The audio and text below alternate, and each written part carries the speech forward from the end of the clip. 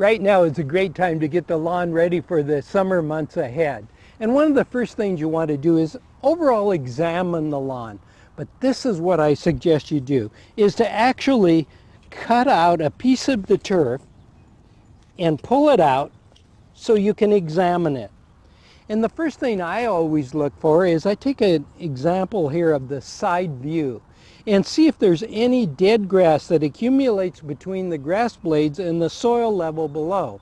That's called thatch. And as you can see, there's no thatch in this sample at all. The next thing I would do is to turn it over and look at the bottom side, see if there's any holes in the soil. If there are, then that would indicate maybe a possible insect problem, and we should then look for insects that might be doing any damage to the lawn. Then let's turn it back over and look at the other side. And you can see there's clover growing in here and a couple of weeds.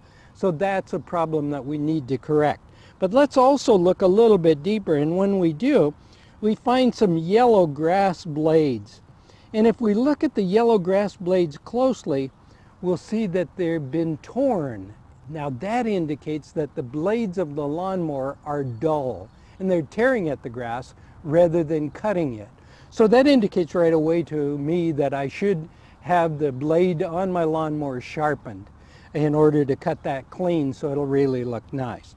Now, if you don't feel comfortable with that analysis on your own, take this sample to your local nursery or garden center and have the certified nursery person or the master gardener on staff take a look at it and make an on-the-spot diagnosis for you, so you don't waste your time doing things you don't need to do. Just do the things that are necessary. Then once you're through with this sample, simply insert it back into the soil and tamp it down, and it's in beautiful shape once again. You won't even notice that in a day or two. Now, let's make an overall observance of the lawn too, and what do we see? Some wide blade grasses coming up in the regular grass. This is velvet grass. Sometimes it can be Dallas grass, orchard grass, field grass of different kinds, quack grass, etc. You can pull these if you want to individually, but very often you don't get all the root system. So probably the best thing is to use a grass killer such as Roundup.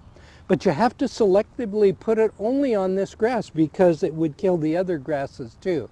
But that way then you can get rid of it completely.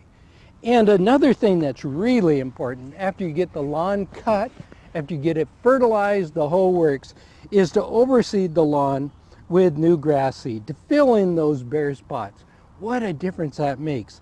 And you know, if you do all those steps and in the right order, you'll end up with the most beautiful lawn in the whole neighborhood.